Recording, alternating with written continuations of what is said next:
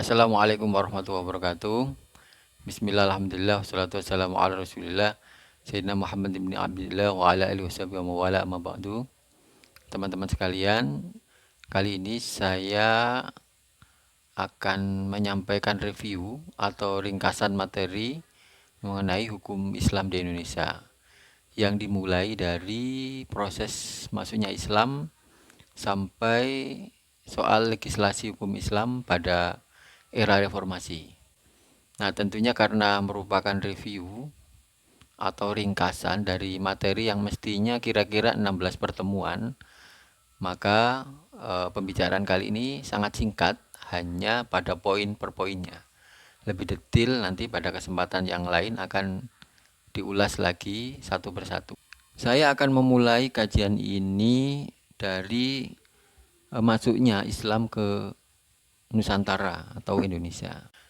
Islam di Indonesia itu sudah masuk pada abad ke-7 di Nusantara, maksudnya, yang sebenarnya kalau bicara Nusantara itu wilayahnya luas ya, meliputi tidak hanya yang menjadi Indonesia sekarang, tapi juga wilayah Malaysia, kemudian Brunei, kemudian Thailand Selatan, dan Filipina juga bagian selatan. Nah, Islam sudah masuk ke kawasan Nusantara atau Indonesia itu pada abad ke-7, yakni bersamaan dengan datangnya para pedagang dan juga para pelancong dari negeri Arab atau para pedagang dan pelancong yang sudah memeluk agama Islam. Ya memang ini belum sistemik ya, atau belum diagendakan dakwahnya karena berbarengan dengan para pedagang. Jadi yang masuk itu sebenarnya ya pedagang yang beragama Islam itu. Nah, apakah Islam sudah tersebar ke masyarakat pribumi waktu itu? Ya, belum ada keterangan yang meyakinkan. Nah, tapi paling tidak ada beberapa contoh, misalnya ya, makam Fatimah binti Maimun di Gresik itu tertulis menunjukkan tahun wafatnya 475 Hijriah atau tahun 1082 Masehi. Nah, berarti ini menunjukkan bahwa sebelum abad ke-11 itu, tahun 1082 itu kan abad ke-11. Nah, sebelum itu mestinya sudah ada komunitas muslim di sana. Artinya ini terjadi 2 atau 3 abad sebelum dikatakan Islam benar-benar tersebar secara sistemik, yakni pada abad ke-13 dan 14 ini, yang tersebar secara masif. Nah, tokoh yang terkenal misalnya ketika itu Wali Songo ya, yang belakangan banyak sekali catatan bahwa Wali Songo ini kawasan dakwanya tidak hanya di Jawa, tapi juga di Nusantara. Berikutnya, secara umum bisa disampaikan bahwa Islam ini masuk ke Nusantara melalui jalur damai ya, bukan jalur peperangan atau perluasan wilayah sebagaimana persebaran Islam di Timur Tengah ataupun Eropa ya ketika itu. Jadi masuknya Islam itu slow ya, soft melalui seni budaya, perkawinan, perdagangan dan lain-lain. Nah, ini juga mewariskan sebuah karakter yang sampai sekarang saya kira masih kita jalankan, ya, ini karakter moderat atau toleran di kalangan umat Islam. Nah, kita langsung ke masa kerajaan Islam. Nah, kerajaan-kerajaan Islam di Indonesia atau di Nusantara itu menjadi bukti atau catatan sejarah terutama pada masa persebaran Islam ya, bukan pada masa masuknya Islam abad ke-7, tapi pada masa persebaran Islam. Pada masa persebaran Islam, yakni pada mulai abad ke-13. Ada kerajaan Samudra Pasai di Aceh ya, berdiri pada abad ke-13, kemudian kerajaan Demak ya di Jawa pada tahun 1478 atau abad ke-15, kemudian kerajaan Banten 1552, kerajaan Mataram di Yogyakarta 1582, kemudian kerajaan Islam di Pajang atau Surakarta ya 1568, kemudian kerajaan Islam Cirebon 1445 dan kerajaan Islam di Banjar ya di Kalimantan tahun 1520. Sampai sekarang pun monumen-monumen sejarahnya masih ada di sana ya. Nah, sebagian besar raja-raja Islam itu adalah keturunan raja-raja sebelumnya atau kelanjutan kekuasaan sebelumnya sebenarnya, hanya berganti agama. Nah, ini juga menarik ya di dalam proses persebaran Islam di Nusantara. Jadi berbeda dengan di kawasan kekhalifahan Islam ya, yang berpusat di Timur Tengah sana atau di Eropa ya. Nah, meskipun demikian, kerajaan-kerajaan Islam di Nusantara ini juga menjalin kontak dengan pemerintahan Islam di Timur Tengah, terutama Turki Utsmani ketika itu. Akan tetapi hubungan kerajaan Islam dengan Turki Utsmani sebenarnya bukan hubungan struktural ya, tapi hanya merupakan hubungan persaudaraan sesama Muslim. Pada sisi lain memang negara-negara di kerajaan di Nusantara ini ingin mendapatkan legitimasi ya, karena dia memakai istilah negara Islam. Hubungannya bukan hubungan struktural sebenarnya. Dalam beberapa poin, para raja-raja di Nusantara ini ingin mendapatkan legitimasi karena memang dia memakai istilah kerajaan Islam. Akan tetapi masing-masing kerajaan ini secara otonom menjalankan hukum Islamnya sendiri-sendiri. Nah, berikutnya kita akan masuk ke pengamalan ajaran Islam pada masa awal atau pada masa Islam mulai tersebar ya. Poinnya ke abad ke-13 dan 14, 13, 14 dan 15 Masehi ya. Nah, Islam pertama kali hadir ke Nusantara itu tidak menerapkan hukum Islam secara ketat. Ada yang menyebut ya, misalnya Kiai Haji Abdurrahman Wahid menyebut ada istilah pengislaman terbatas ya. Jadi ketika itu persebaran Islam di kawasan Nusantara itu hanya sebagian saja. Orientasinya itu tidak langsung masuk ke detail ajaran atau detail syariat. Tapi yang penting karena memang pendekatannya soft, yang penting umat Islam di Nusantara ini sudah memeluk agama Islam. Kemudian secara bertahap nanti syariatnya baru menyusul. Nah, ini menariknya begitu. Islam masuk ke dalam jantung kebudayaan umat di Nusantara ketika itu secara perlahan. Nah, kemudian memang juga pada masa awal persebarannya Islam itu lebih dipahami sebagai seperangkat nilai ya, atau ajaran hukum Islam dalam hal ini belum menjelma menjadi sebuah diskursus keilmuan ya. Jadi lebih ke nilainya yang disatukan dengan ketauhidan ya. Jadi belum terdetil ke syariatnya. Nah, perubahan terjadi setelah masa-masa perjalanan orang Indonesia ke pusat Islam ya, terutama di Hijaz atau Mekah Madinah ya, untuk menjalankan ibadah haji. Nah, juga didukung juga dengan perkembangan ilmu dan teknologi serta politik dagang atau politik ekonomi ketika itu ya. Terbukanya terusan Suez ya di Mesir ya. Terusan Suez itu yang memisahkan satu pulau di Mesir sehingga perjalanan kapal itu tidak lagi muter ya lewat laut jauh ya, tapi langsung dari Eropa langsung tembus ke timur sampai ke wilayah Nusantara. Nah, ini menyebabkan arus pelayaran menjadi lancar, itu ditumpangi oleh orang-orang Nusantara yang pergi ke Timur Tengah, terutama ke Mekah ya, untuk menjalankan ibadah haji dan otomatis belajar agama, karena ketika itu di sana menjalankan haji itu tidak hanya 40 hari ya atau 30 hari, tapi bisa berbulan-bulan bahkan bertahun-tahun sambil mempelajari bahasa Arab dan ajaran agama Islam. Nah, ketika itulah juga didatangkan banyak sekali kitab-kitab berbahasa Arab yang menjelma ke dalam beberapa disiplin keilmuan, terutama fikih ya, yang paling banyak fikih. Nah, kemudian pada masa pra kemerdekaan, maksudnya pada masa penjajahan ya dalam hal ini. Nah, perlu dicatat di sini bahwa penjajah Eropa ya, yang dimulai dari Portugis sampai terutama yang lama sekali di sini ya, Belanda, itu pertama kali memang tidak masuk ke ranah politik atau pemerintahan atau hukum, tapi niatnya memang dagang ya.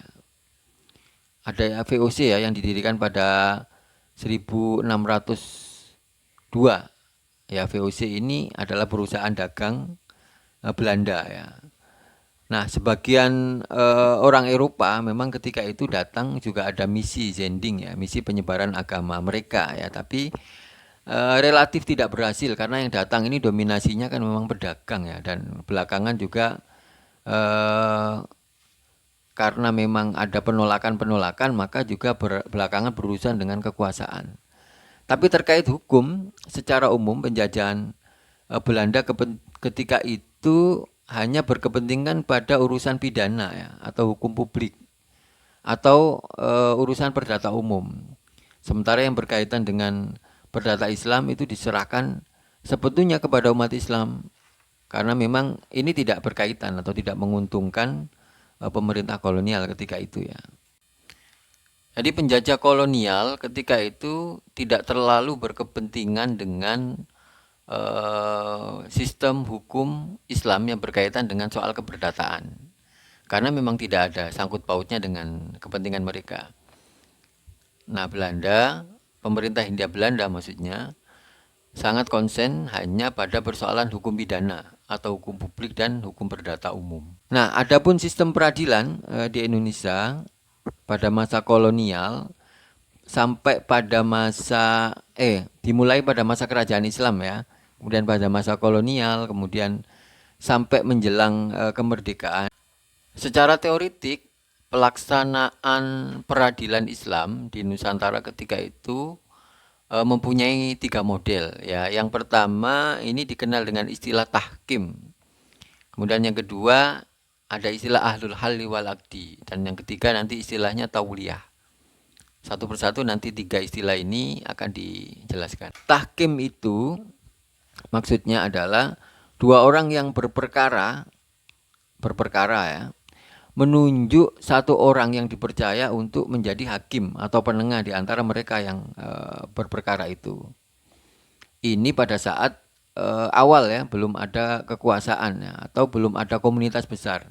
Nah, berikutnya ada istilah ahlul halli wal aqdi, yaitu dewan atau pemuka adat yang menjalankan fungsi peradilan di tengah masyarakat. Jadi tidak kemudian tahkim lagi, memilih lagi, sudah ada memang dewan adat atau pemuka agama yang menjalankan fungsi peradilan. Nah, berikutnya ketika sudah ada kerajaan Islam, dan ini nanti berlanjut sampai masa penjajahan dan awal kemerdekaan. Ini nanti ada istilah tauliyah ya. Tauliyah ini maksudnya pemimpin atau pemerintah menunjuk hakim yang bertugas di tengah umat Islam. Ini baru terjadi ketika sudah ada pemerintahan ya, dimulai dari masa kerajaan Islam. Nah, atau pada masa penjajahan sebenarnya tauliyah ini bukan ditunjuk langsung oleh pemerintah kolonial ketika itu, akan tetapi memang sudah ada, kemudian dinaungi atau dianggap menjadi bagian dari urusan pemerintah kolonial yang meskipun diurus sendiri oleh umat Islam. Jadi yang model ketiga yang tauliyah ini yang kemudian berlanjut sampai nanti akan saya kaji sampai pada tahap legislasi hukum Islam pada era sekarang ya, era reformasi. Nah, sebelum kita masuk ke penerapan hukum Islam pada masa kemerdekaan ini, menjelang kemerdekaan itu dikenal ada istilah teori resepsi ya, sering kita dengar saya kira dengan tokohnya Snok Horgrone ya. Teori resepsi ini menghendaki hukum Islam yang boleh diterapkan di Indonesia itu hanya hukum yang sudah diterima oleh adat. Sebenarnya ini adalah politik Hindia Belanda, Snok Horgrone terutama ya, dalam membatasi pemberlakuan hukum Islam. Ya, tujuannya itu. Ya, Belanda misalnya sama sekali tidak memasukkan hukuman hudud atau kisos di dalam lapangan hukum pidana, dan ini berlanjut ya sampai sekarang. Kemarin Indonesia hampir mempunyai kitab undang-undang hukum pidana sendiri ya, yang lebih banyak didominasi oleh hukum Islam, tapi tidak berhasil diketok ya, karena didemo oleh mahasiswa-mahasiswa sendiri ya. Karena memang situasi politiknya nggak tepat ya ketika itu ya, tahun 2019 kemarin ya. Tapi nggak jadi, nah sehingga sampai sekarang ketentuan pidana yang ada di Indonesia ya masih merupakan terjemahan dari hukum pidana Belanda. Tapi itu pembahasan lainnya. Nah, sementara teori resepsi ketika itu konsekuensinya adalah mempersempit ruang gerak hukum perdata Islam yang sudah dijalankan seperti perkawinan, kewarisan dan seterusnya ya, yang terkait dengan hukum keluarga terutama. Nah, akan tetapi kemudian pada masa Jepang ini longgar lagi ya. Masa penjajahan Jepang, para tokoh Islam ini lebih kooperatif ya dengan pemerintah ketika itu, karena ya memang sudah ada tanda-tanda kemerdekaan. Nah, pada sisi lain pemerintah kolonial Jepang juga ingin mendapatkan simpati dari masyarakat muslim ketika itu. Nah, salah satu bentuk kooperatifnya antara para pemuka Islam dengan penjajah Jepang ketika itu dibentuklah Sumubu atau induk organisasi peradilan agama yang di daerah-daerah ada istilah Sumuka. Nah, organisasi Sumubu ini dipimpin langsung oleh Hadratus Syekh Kiai Haji Hasyim Asy'ari yang dijalankan oleh Kiai Wahid Hasyim. Nah, secara runtut nanti sebenarnya Sumubu ini nanti yang akan menjelma menjadi Kementerian Agama nanti ya. Nah, berikutnya pada masa kemerdekaan para pendiri ini berdebat lama mengenai dasar negara ya. Akhirnya kemudian ada seorang sosok Soekarno yang sangat vokal, kemudian pidatonya bisa mengena hati para tokoh pergerakan kemerdekaan Indonesia ketika itu dan juga pinter ngelobi ya. Nah, Soekarno itu memunculkan istilah Pancasila ya, 5 sila ketika itu pada tanggal 1 Juni 1945 yang ditetapkan sebagai hari kelahiran Pancasila. Tapi sungguh pun demikian, namanya baru lahir itu kan jabang bayi ya. Belum dewasa atau belum sempurna, jadikan sebagai dasar negara yang kokoh. Nah, perlu saya sebutkan di sini bahwa Pancasila itu kemudian terutama pada soal urutan-urutannya ya dan redaksional sila-silanya itu dirumuskan oleh para tokoh Islam terutama Kiai Haji Wahid Hasyim. Ya, ada beberapa tulisan atau riset tentang ini ya. Kemudian yang lebih penting lagi kalau pada masa Soekarno itu ketuhanan berada pada urutan terakhir, ini ketuhanan berada pada urutan pertama. Akan tetapi di dalam sejarahnya awalnya di dalam istilahnya Piagam Jakarta ya, pada rentetan sidang BPUPKI itu tanggal 22 Juni itu bunyinya ketuhanan dengan kewajiban menjalankan syariat Islam bagi pemeluk-pemeluknya. Nah, atas berbagai pertimbangan Pancasila ini kemudian silanya menjadi ketuhanan yang Maha Esa, yang berarti bahwa Pancasila ini mengakomodir semua agama yang ada di Indonesia. Karena dihapusnya Piagam Jakarta itu, bukan dihapusnya Piagam Jakarta sebenarnya, dihapuskan 7 kata, ketuhanan dengan kewajiban menjalankan syariat Islam bagi pemeluk-pemeluknya itu, kemudian diganti ketuhanan yang Maha Esa, maka kebesar hatian para tokoh Islam ini kemudian salah satunya diwujudkan dalam bentuk kompensasi bernama Kementerian Agama ini. Jadi saya sepakat bahwa Kementerian Agama ini sebenarnya kementerian yang akomodatif terhadap kepentingan umat Islam ketika itu setelah dicoretnya 7 kata itu. Nah, secara kelengkapan Kementerian Agama ini merupakan kelanjutan dari Sumubu tadi ya, sudah saya sebutkan. Nah, secara bertahap nanti organisasi Kementerian Agama ini berkembang ya. Tidak hanya urusan yang menjadi kajian hukum keluarga atau akwal sahsiah yang terkait dengan KUA ya, atau ketika itu masih menangani pengadilan agama ya. Tapi belakangan Kementerian Agama ini malahan mempunyai kewenangan yang lebih luas ya terkait dengan urusan agama Islam ya. Nanti disebutkan ada zakat, ada wakaf, ada haji ya. Dan juga soal pendidikan Islam. Belakangan malah Kementerian Agama lebih sibuk ya di soal pendidikan Islam ini. Tapi itu tidak menjadi fokus pembicaraan kita. Fokus pembicaraan kita adalah pada persoalan penerapan hukum Islamnya yang lebih banyak terkait dengan urusan agama Islam ini. Jadi bisa dikatakan bahwa Kementerian Agama itu merupakan kompensasi ya dari tidak dilaksanakannya 7 kata, atau bisa dikatakan bahwa Kementerian Agama itu merupakan kompensasi dari kebesarhatian ulama atau para tokoh Islam ketika itu bersedia mengganti 7 kata yang berbau Islam itu dengan prinsip umum, yakni ketuhanan yang Maha Esa. Berikutnya setelah masa kemerdekaan ya, terutama setelah masa Orde Baru, sejarah penting dalam pemberlakuan hukum Islam di Indonesia adalah ditetapkannya Undang-Undang Nomor 1 Tahun 1974 tentang perkawinan.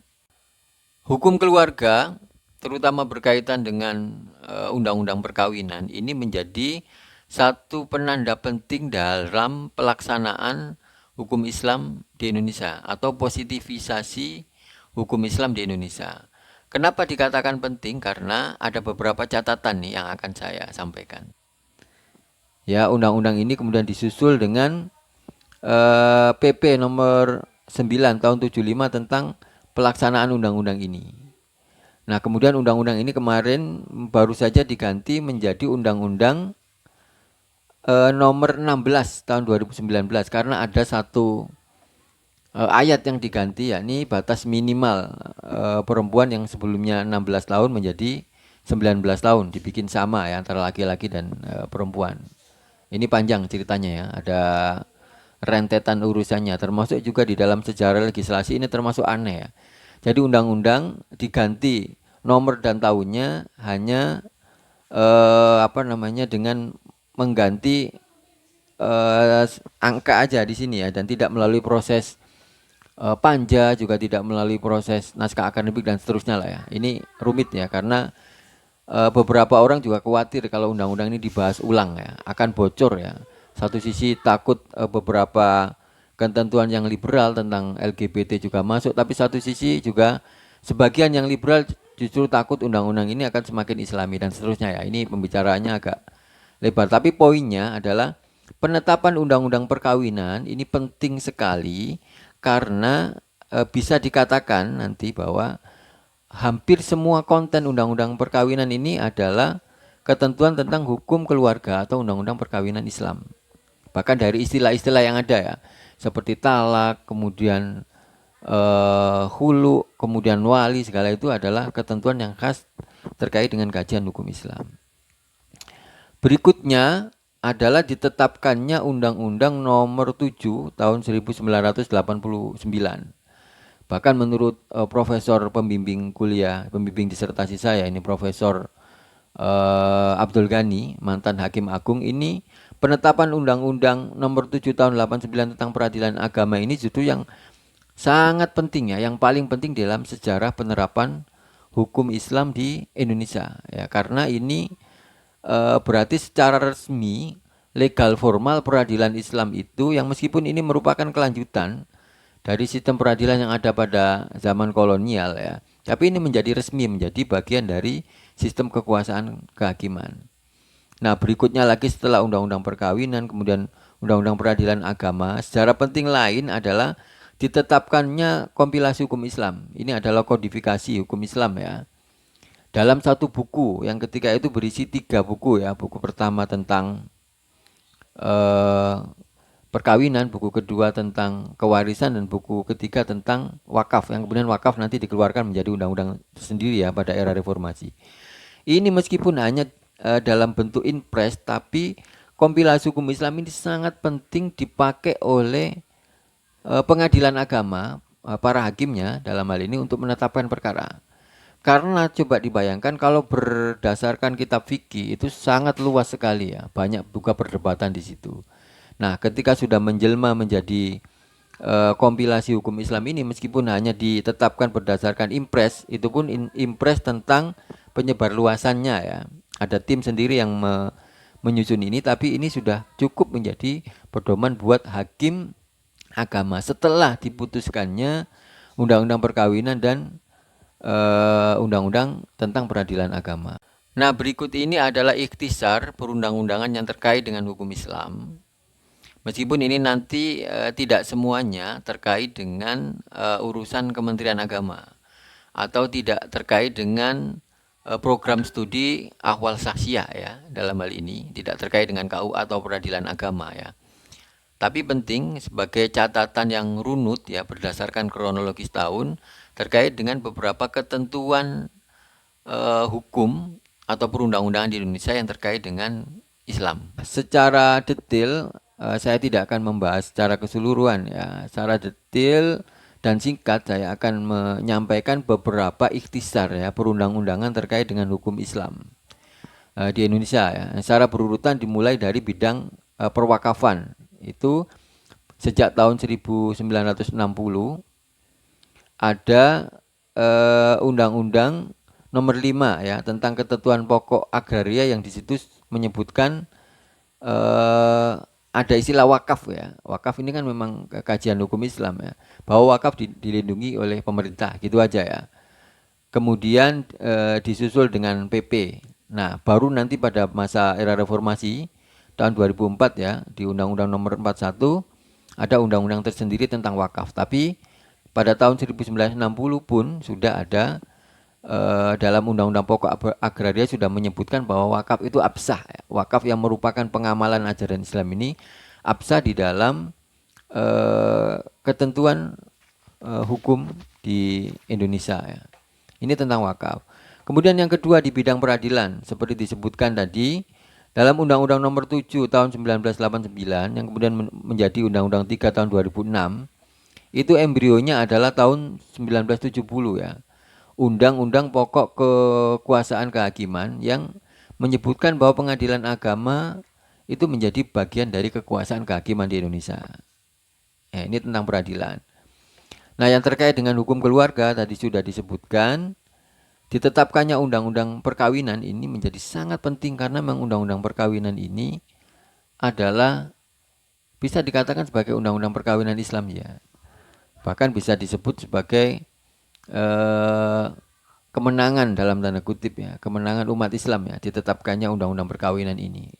Sangat lama ketika itu ditetapkannya, bahkan saya membaca sejarah itu saya membayangkan proses penetapannya itu seperti Pilgub DKI kemarin ya, sampai segitu melibatkan energi umat Islam. Bahkan terjadi beberapa aksi demonstrasi yang untungnya ketika itu NU secara taktis pada satu sisi merangkul Orde Baru, pada saat satu sisi juga memimpin umat Islam.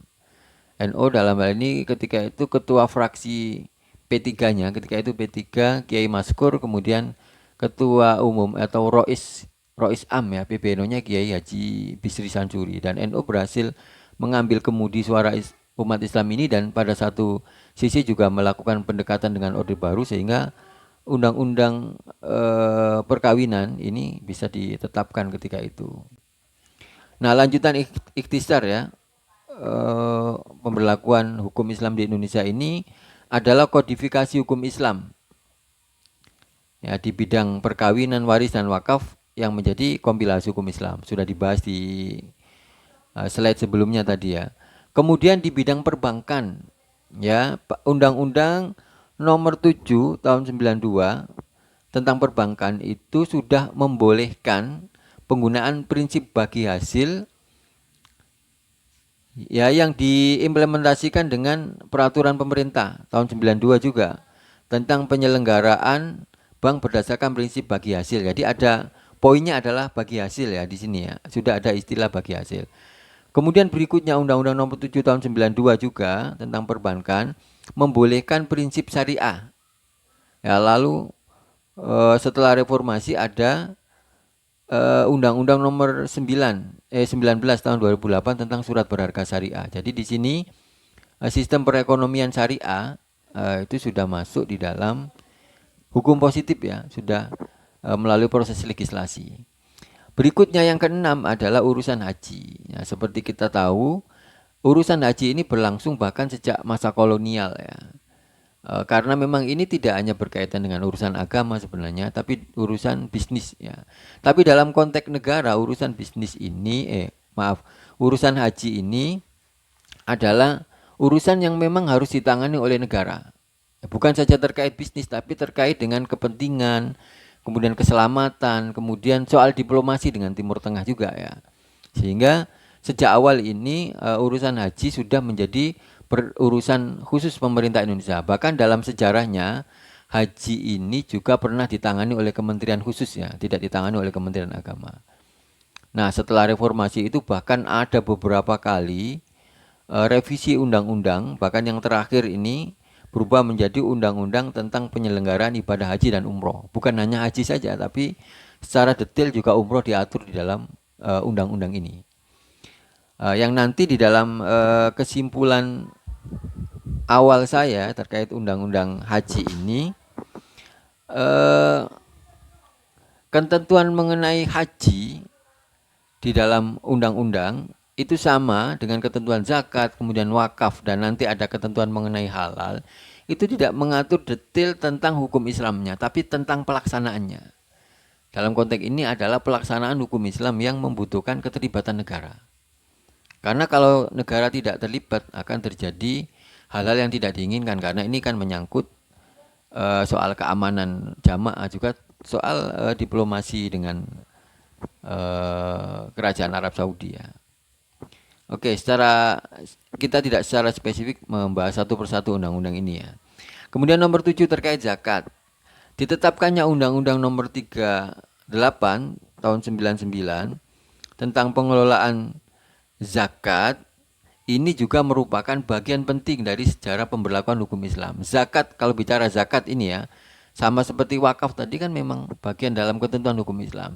Tapi lagi-lagi undang-undang itu tidak membahas detail ya terkait dengan zakat yang kita diskusikan di dalam kajian fikih ya. Bukan perbincangan hukum Islam, tapi pelaksanaannya. Sama seperti wakaf juga haji, diam-diam pemerintah juga berharap benefit ya atau keuntungan dari pembelakuan zakat ini. Diharapkan zakat itu bisa meningkatkan kesejahteraan umat ya. Kalau rakyat atau umat ini sejahtera, itu adalah yang diharapkan oleh Indonesia sebagai negara. Nah, undang-undang zakat ini juga sudah diperbarui tahun 2011 ya, dengan judul yang sama, Undang-Undang tentang Pengelolaan Zakat. Nah, berikutnya adalah undang-undang yang menyebutkan adanya otonomi khusus berkaitan dengan pemberlakuan syariat Islam di Aceh. Ini juga tidak menjadi fokus pembicaraan kita ya, karena ini kekhususannya. Tapi poinnya adalah otonomi khusus ini berkaitan dengan pemberlakuan syariat Islam di sana. Meskipun secara terbatas ya, kalau kita kaji detail di Aceh itu juga masih terintegrasi dengan Kementerian Agama. Ya, ada beberapa catatan di sini. Tidak kita ulas secara detail di dalam ikhtisar ini ya. Ada satu hal menarik begini yang tidak saya singgung secara spesifik dalam slide ini, bahwa pemberlakuan hukum Islam di daerah-daerah atau yang disebut sebagai perda syariah, tapi sebenarnya bukan perda syariah ya, perda bernuansa syariah begitu aja, itu bukan dipelopori oleh partai Islam tapi partai sekuler ya, seperti PDIP dan Golkar. Ada beberapa riset mengenai hal itu. Nah, ini menunjukkan bahwa hasrat untuk melegislasi atau mempositivisasi hukum Islam ke dalam sistem hukum Indonesia itu sangat besar dan tidak bisa terbendung.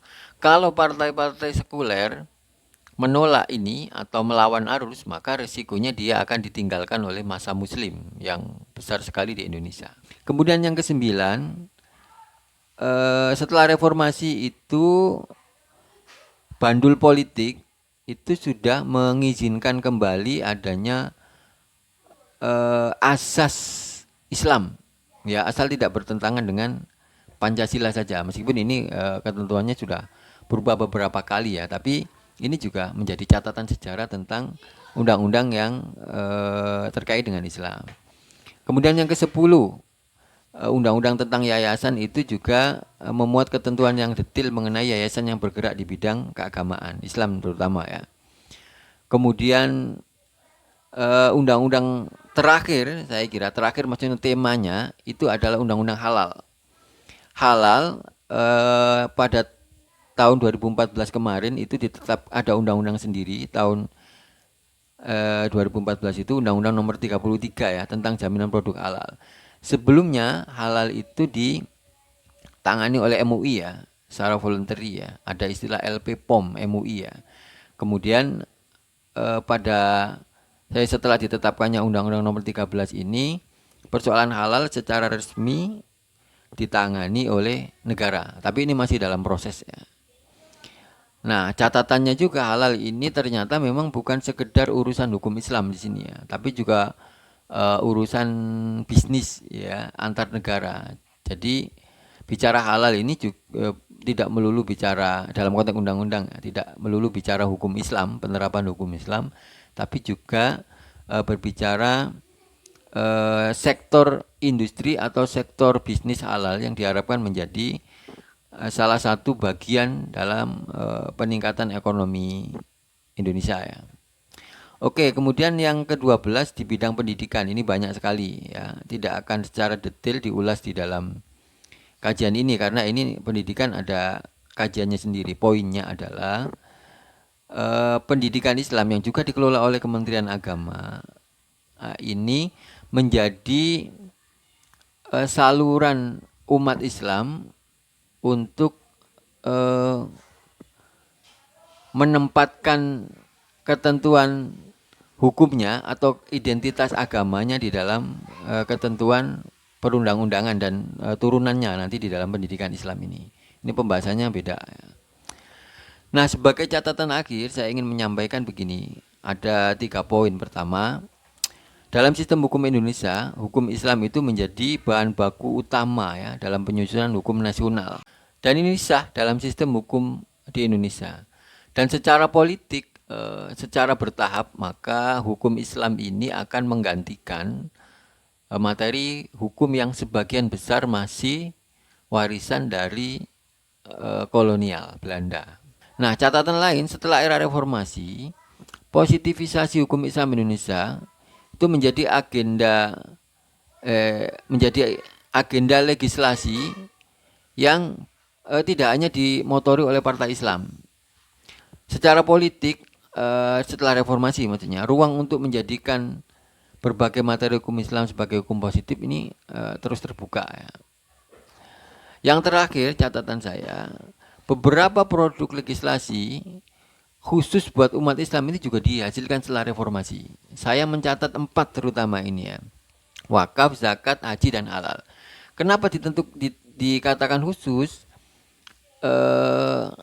Karena memang ini wakaf, zakat, haji, dan halal ini ya memang ketentuan hukum Islam. Meskipun nanti undang-undangnya tidak mengatur ya pembicaraan fikihnya atau perdebatan fikih ya, ketentuan hukumnya, tapi lebih bicara ke tahap pelaksanaannya. Ya, tapi ini menarik bahwa ada hukum atau undang-undang atau produk legislasi yang sebenarnya ini dikhususkan untuk umat Islam.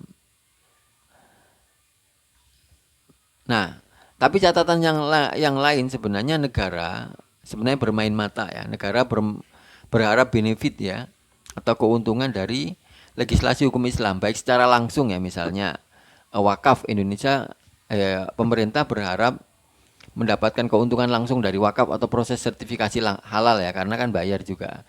Tapi yang lebih penting dari itu, benefit yang dimaksud di sini adalah ketika zakat, wakaf, kemudian halal itu bisa meningkatkan ekonomi rakyat atau meningkatkan kesejahteraan rakyat, maka pemerintah atau negara juga diuntungkan. Ini maksudnya benefit seperti itu sih, bukan berarti keuntungan langsung saja. Saya kira itu ikhtisar atau review terkait dengan pemberlakuan hukum Islam di Indonesia yang bisa saya sampaikan.